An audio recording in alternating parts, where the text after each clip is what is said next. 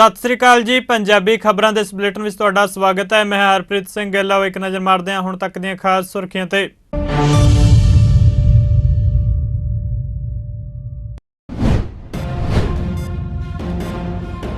आम आदमी पार्टी के कन्वीनर और मुख्यमंत्री अरविंद केजरीवाल ने दिल्ली विधानसभा में मोदी सरकार उत्ते लगाया बड़ा इल्जाम। कहा दिल्ली सरकार नूं डेगण की कोशिश में जुटी है भाजपा।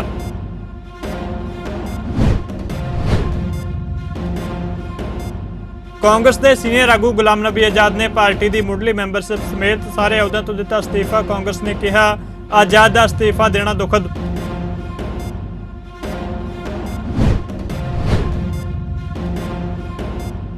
पंजाब कैबिनेट की बैठक में लए गए बड़े फैसले। खेतीबाड़ी विभाग दी 359 असामियां भरियां जाणगियां। सिविल जजां दी 80 असामियां भरन की भी मंजूरी।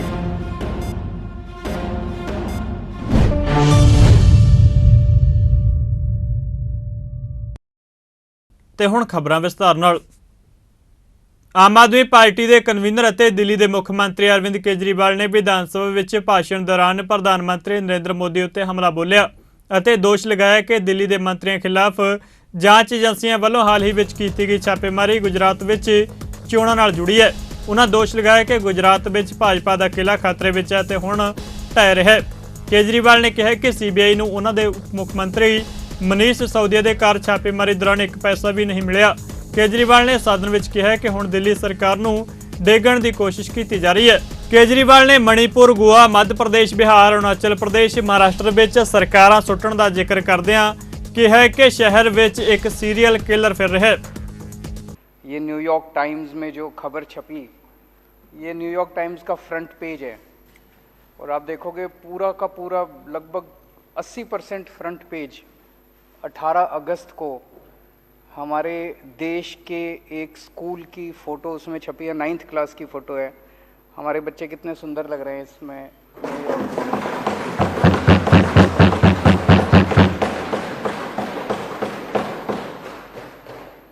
और उसके नीचे मनीष सिसोदिया जी की फ़ोटो छपी है। लिखा है मनीष सिसोदिया दिल्ली एजुकेशन मिनिस्टर। ये पूरे देश के लिए गर्व की बात है। 130 करोड़ भारतीयों के लिए गर्व की बात है। सबका सीना चौड़ा हो गया जिस दिन ये खबर छपी थी। और उसी के एक हफ्ते बाद 25 अगस्त को इसी अखबार में, अमेरिका के इसी अखबार में ये एक और खबर छपी थी। Modi's India is where global democracy dies. Modi के भारत में जनतंत्र की हत्या हो रही है। इसी के एक हफ्ते बाद एग्जैक्टली 25 अगस्त को यह खबर छपी है। बहुत तकलीफ होती है जब दुनिया के किसी भी कोने में, किसी भी अखबार में अगर देश के खिलाफ कोई खबर छपती है, भारत के खिलाफ कोई खबर छपती है, हर भारतीय के दिल में बहुत पीड़ा होती है। इस किस्म की खबर अगर छपती है तो बहुत तकलीफ होती है। आज देश में दिल्ली सरकार शायद अकेली सरकार है जो ऐसे ऐसे काम कर रहे हैं जिसकी चर्चा पूरी दुनिया में हो रही है। पूरी दुनिया के अंदर आज देश का नाम रोशन कर रहे हैं।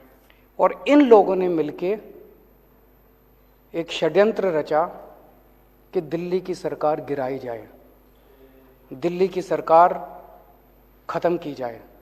ये दिल्ली की सरकार जब तक खत्म नहीं करेंगे तब तक ये इसी तरह से अच्छा काम करते रहेंगे। ये जितनी राष्ट्र विरोधी ताकतें हैं सारे इकट्ठे हो गए हमारे खिलाफ। सारों ने इकट्ठा होकर ये षड्यंत्र रचा।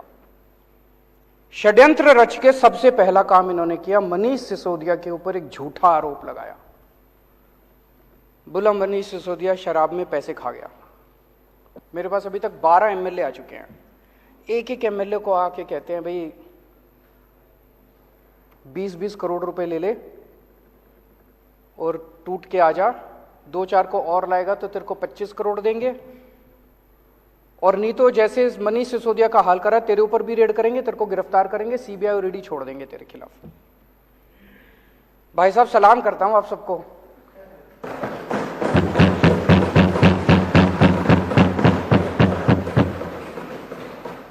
कोई नहीं टूटा, एक भी नहीं तोड़ पाई अभी तक। सारे आरोप झूठे हैं इनके। तो जो पता चला उनको MLAs को इन्होंने कहा भाई 40 MLA हमें चाहिए, 40 MLA तोड़ने हैं, 20-20 करोड़ रुपए एक को देंगे। 800 करोड़ रुपए इन्होंने कहीं रख रखे हैं। दिल्ली में ऑपरेशन लोटस दिल्ली इस नाम से चल रहा है, ऑपरेशन लोटस दिल्ली के नाम से इनका पूरा ये ऑपरेशन है। 800 करोड़ रुपए इन्होंने कहीं रख रखे हैं 20-20 करोड़ के हिसाब से। सब ये पूछ रहे हैं कि ये 800 करोड़ रुपए कहाँ हैं, किसके हैं। कई सरकार गिरा चुके अभी तक ये देश में। गोवा की सरकार गिराई, कर्नाटक की सरकार गिराई, महाराष्ट्र की सरकार गिराई, असम की सरकार गिराई, मध्य प्रदेश की सरकार गिराई, बिहार की सरकार गिराई, अरुणाचल प्रदेश की सरकार गिराई, मणिपुर की सरकार गिराई, मेघालय की सरकार गिराई। शहर में एक सीरियल किलर आया हुआ है जो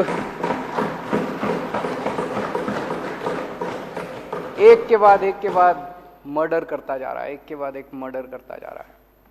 जनता सरकार चुनती है, ये सरकार गिरा देते हैं।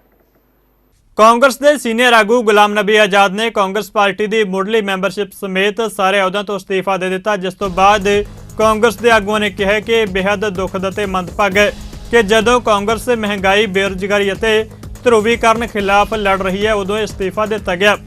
ਪਾਰਟੀ ਦੇ ਜਨਰਲ ਸਕੱਤਰ ਜੈਰਾਮ ਰਮੇਸ਼ ਨੇ ਕਿਹਾ ਕਿ ਤਿਆਗ ਪੱਤਰ ਵਿੱਚ ਕਹੀਆਂ ਗਈਆਂ ਗੱਲਾਂ ਤੱਥਹੀਣ ਨੇ ਅਤੇ ਇਸ ਦਾ ਸਮਾਂ ਵੀ ਠੀਕ ਨਹੀਂ ਹੈ।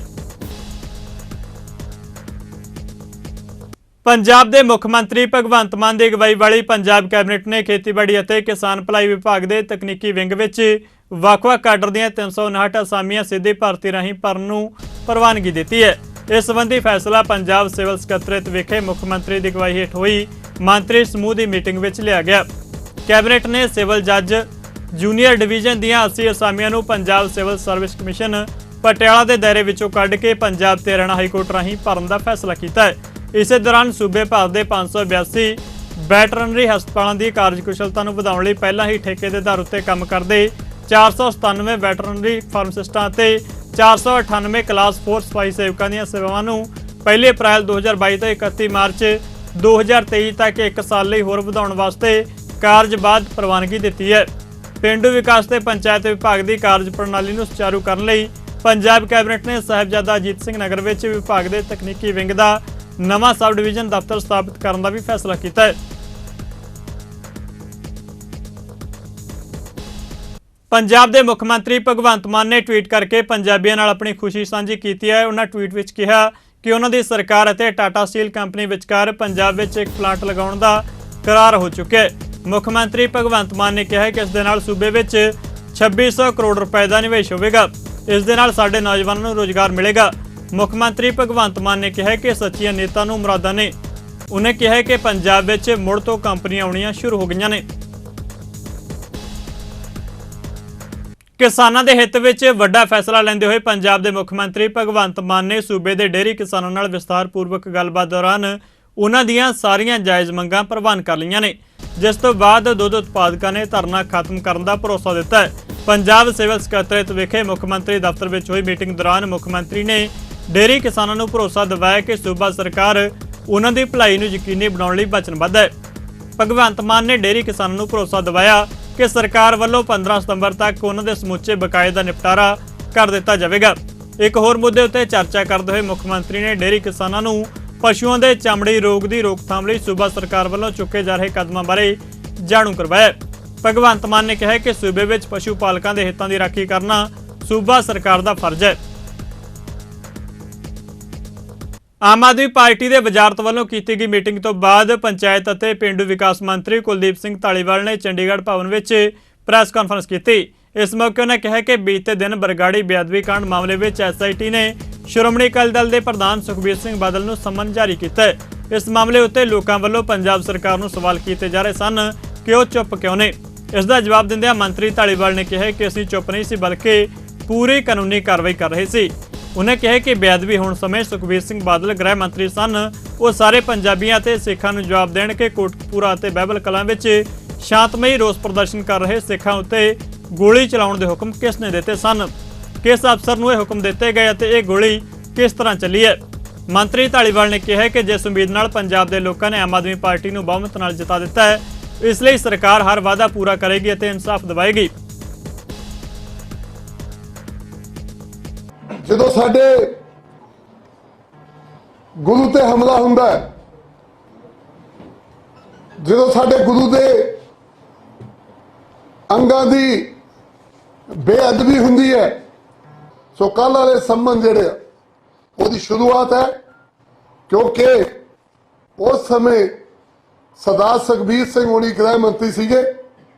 ਸਾਡਾ ਸਵਾਲ ਹੈ ਕਿ ਅੱਜ ਵੀ 7.5 ਸਾਲ ਬਾਅਦ ਲੋਕ ਇਹ ਸਵਾਲ ਕਰਦੇ ਆ, ਸਾਨੂੰ ਦੱਸਿਆ ਜਾਵੇ ਕਿਹਦੇ ਹੁਕਮਾਂ ਨਾਲ ਗੋਲੀ ਚੱਲੀ, ਕਿਹਦੇ ਹੁਕਮਾਂ ਨਾਲ ਉਮਰਾ ਨੰਗਲ ਨੇ ਜਿਹੜੇ ਕਿਹਦੇ ਹੁਕਮਾਂ ਨਾਲ ਉੱਥੇ ਗੋਲੀ ਚਲਵਾਈ, ਕਿਉਂ ਨਹੀਂ ਗਏ ਸਰਦਾਰ ਪ੍ਰਕਾਸ਼ ਸਿੰਘ ਬਾਦਲ, ਸਰਦਾਰ ਸੁਖਬੀਰ ਸਿੰਘ ਬਾਦਲ ਉੱਥੇ ਕਿਉਂ ਨਹੀਂ ਗਏ ਜਦੋਂ ਗੁਰੂ ਦੇ ਅੰਗ ਜਿਹੜੇ ਉਹਨਾਂ ਦੀ ਬੇਅਦਬੀ ਹੋਈ ਸੀਗੀ। ਇਹ ਸਵਾਲ ਅੱਜ ਵੀ ਬਰਕਰਾਰ ਹੈ ਸਰ, ਔਰ ਇਹ ਦੋਸ਼ੀ ਨੇ।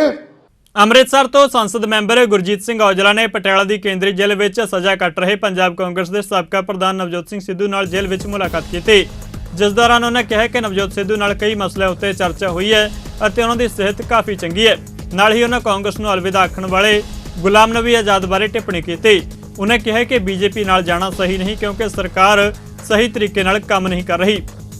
ਸਿੰਘ ਸਿੱਧੂ ਹੋਣੀ ਜੋ ਕਿ ਇਸ ਵੇਲੇ ਸਜ਼ਾ ਕੱਟ ਰਹੇ ਨੇ, ਉਹਨਾਂ ਨੂੰ ਮਿਲ ਕੇ ਆਏ ਆ ਕਿਉਂਕਿ ਉਹ ਸਾਡੇ ਸਾਬਕਾ ਪ੍ਰਧਾਨ ਵੀ ਨੇ, ਉਹਦੀ ਨਾਲ ਦੀ ਨਾਲ ਉਹ ਅੰਮ੍ਰਿਤਸਰ ਹਲਕੇ ਨੂੰ ਰਿਪਰੈਜ਼ੈਂਟ ਕਰਦੇ ਨੇ, ਉੱਥੇ MLA ਮੰਤਰੀ ਵੀ ਰਹੇ ਨੇ।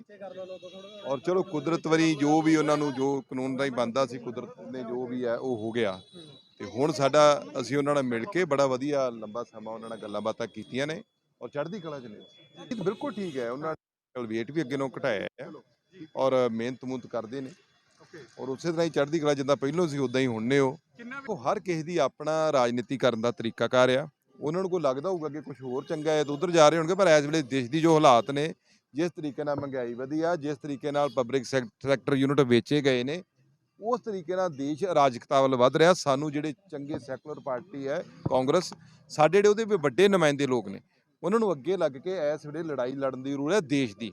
ਕਾਂਗਰਸ ਪਾਰਟੀ ਨੇ ਹਮੇਸ਼ਾ ਦੇਸ਼ ਦੀ ਲੜਾਈ ਲੜੀ ਹੈ, ਕਾਂਗਰਸ ਪਾਰਟੀ ਨੇ ਆਜ਼ਾਦੀ ਵੇਲੇ ਵੀ ਦੇਸ਼ ਦੀ ਲੜਾਈ ਲੜੀ ਸੀ। ਉਹ ਤਾਕਤਾਂ ਹੈਵੀ ਹੋ ਗਈਆਂ ਨੇ ਜਿਹੜੀਆਂ ਉਸ ਵੇਲੇ ਅੰਗਰੇਜ਼ਾਂ ਦੇ ਨਾਲ ਮਿਲੀਆਂ ਹੋਈਆਂ ਸੀ। ਸੋ ਜਿਹੜੇ ਵੀ ਕੋਈ ਲੋਕ ਜਾ ਰਹੇ ਨੇ, ਮੈਂ ਉਹਨਾਂ ਨੂੰ ਬੇਨਤੀ ਕਰੂੰਗਾ ਕਿ ਤੁਸੀਂ ਇਹੋ ਜਿਹੇ ਫੈਸਲੇ ਲੈਣ ਤੋਂ ਪਹਿਲਾਂ ਆਪਣਾ ਪਿਛੋਕੜ ਵੇਖੋ ਤੇ ਜਿਹੜੀ ਤਾਕਤ ਵਾਲੇ ਬੰਨੇ ਜਾਓਗੇ ਉਹਨਾਂ ਦਾ ਹਾਲਾਤ ਵੇਖ ਲਓ ਕਿ ਉਹਨਾਂ ਦੇਸ਼ ਨੂੰ ਕੀ ਦਿੱਤਾ ਹੈ।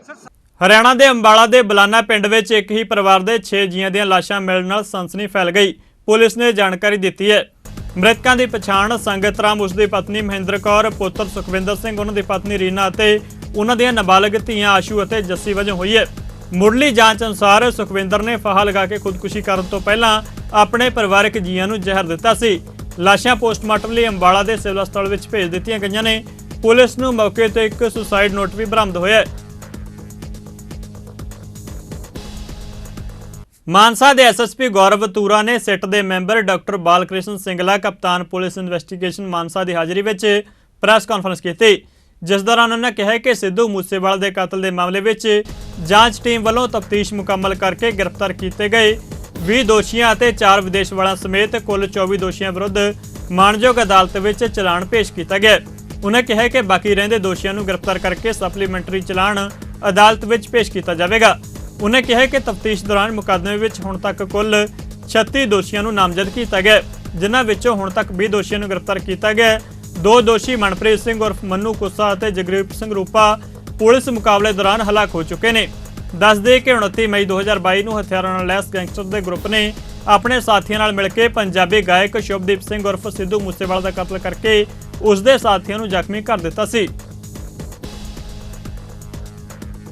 ਕਾਂਗਰਸ ਪਾਰਟੀ ਦੀ ਮੁੱਢਲੀ ਲੀਡਰਸ਼ਿਪ ਸਮੇਤ ਸਾਰੇ ਅਹੁਦਿਆਂ ਤੋਂ ਗੁਲਾਮ ਨਬੀ ਆਜ਼ਾਦ ਦੇ ਅਸਤੀਫਾ ਦੇਣ ਤੋਂ ਬਾਅਦ ਬੀਜੇਪੀ ਆਗੂ ਅਤੇ ਪੰਜਾਬ ਦੇ ਸਾਬਕਾ ਕੈਬਨਿਟ ਮੰਤਰੀ ਡਾਕਟਰ ਰਾਜਕੁਮਾਰ ਵੇਰਕਾ ਨੇ ਕਾਂਗਰਸ ਨੂੰ ਨਿਸ਼ਾਨੇ ਉੱਤੇ ਲਿਆ। ਉਹਨੇ ਕਿਹਾ ਕਿ ਕਾਂਗਰਸ ਦੀ ਬਰਬਾਦੀ ਦਾ ਕਾਰਨ ਰਾਹੁਲ ਗਾਂਧੀ ਅਤੇ ਉਹਨਾਂ ਦੀ ਟੀਮ ਹੈ।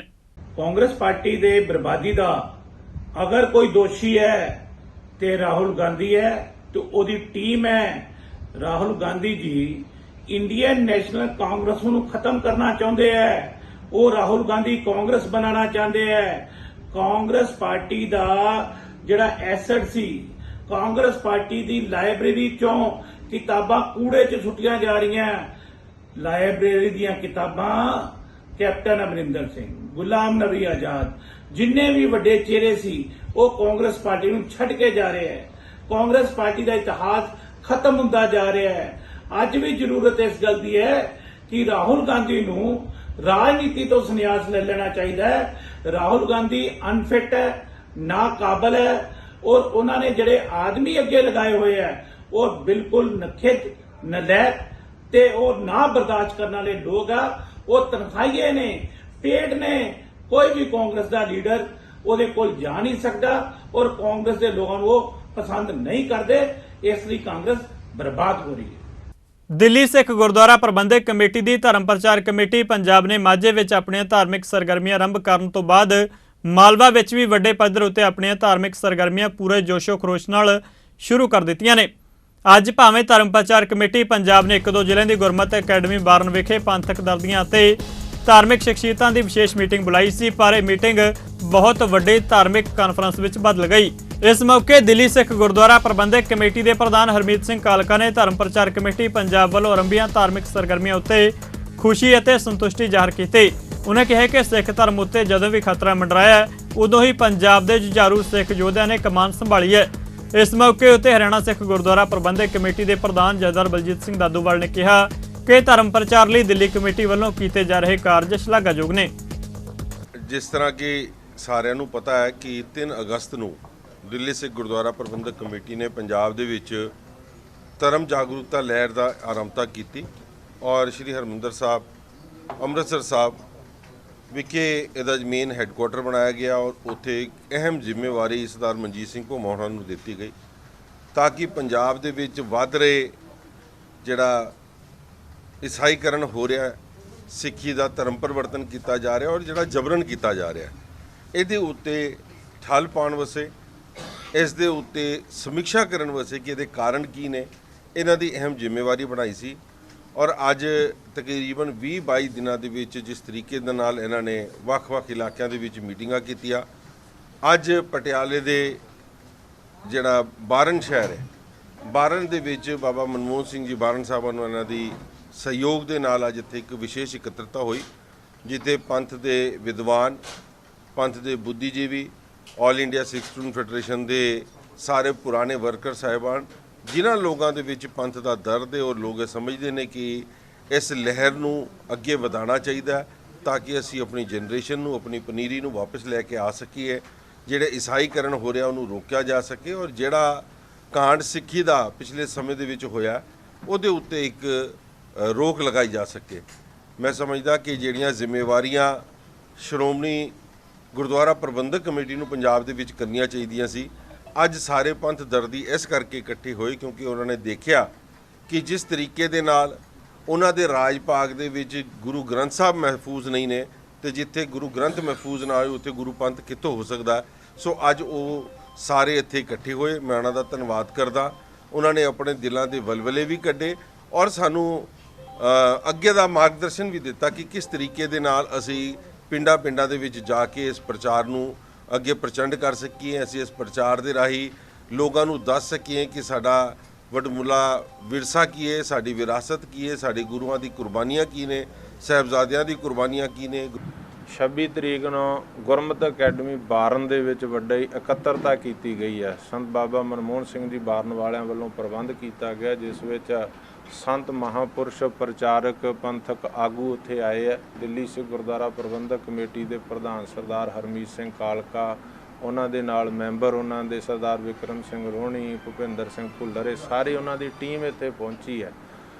ਹਰਿਆਣਾ ਸਿੱਖ ਗੁਰਦੁਆਰਾ ਪ੍ਰਬੰਧਕ ਕਮੇਟੀ ਦੇ ਵੱਲੋਂ ਪਹਿਲੇ ਦਿਨ ਤੋਂ ਹੀ ਇਸ ਧਰਮ ਜਾਗਰੂਕਤਾ ਲਹਿਰ ਦੇ ਵਿੱਚ ਉਹਨਾਂ ਦਾ ਪੂਰਾ ਸਹਿਯੋਗ ਕੀਤਾ ਜਾ ਰਿਹਾ।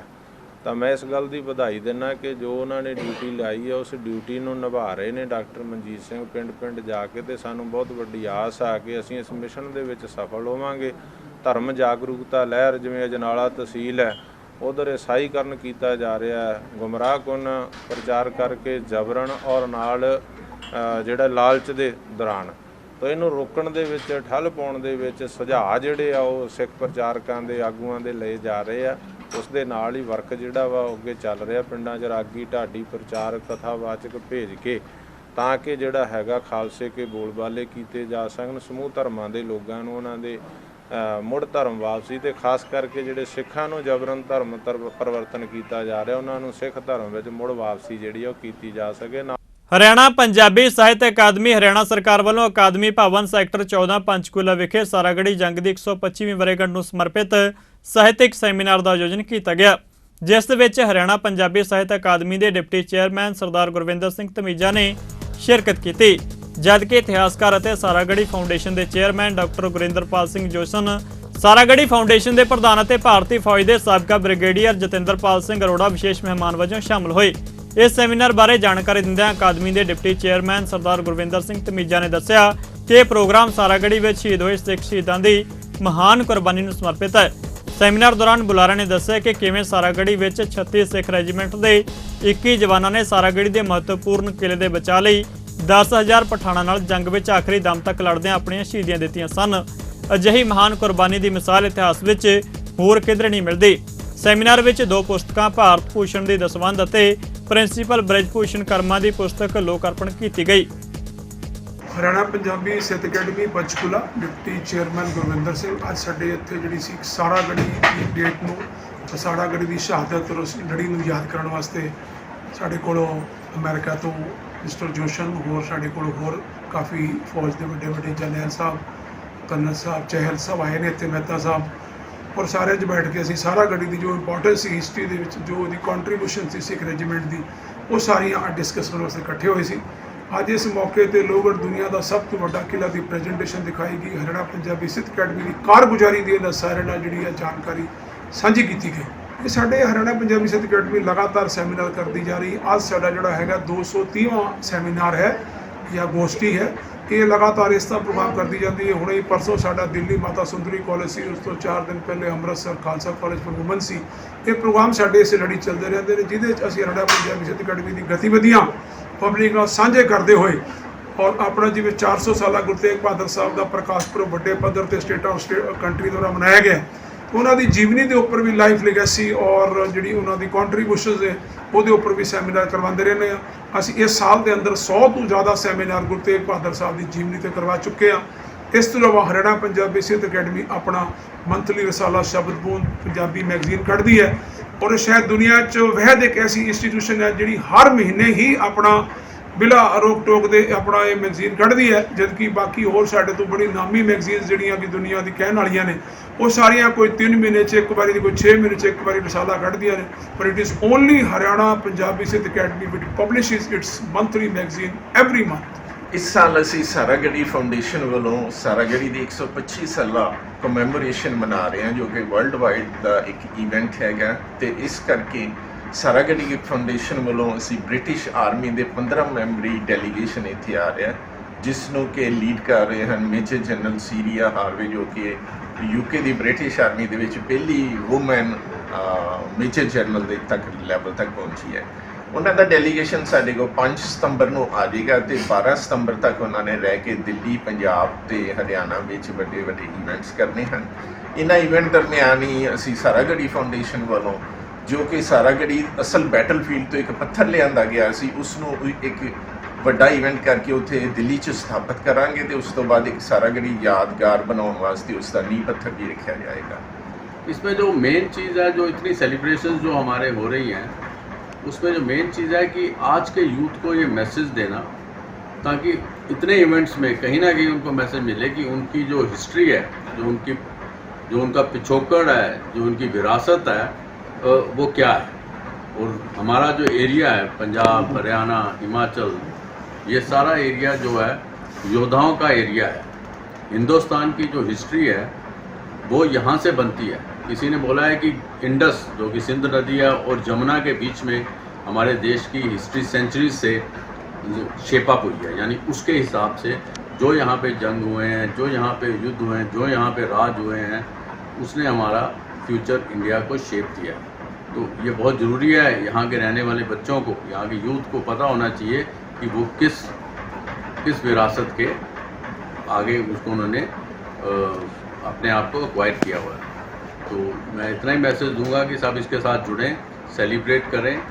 और जैसा कि हर स्टेट ने, हर गवर्नमेंट ने सारागढ़ी जो शहीदी दिवस है उसको बहुत इम्पोर्टेंस दी है और कई फंक्शंस हो रही हैं ऑल ओवर इंडिया इसको ट्रिब्यूट देने।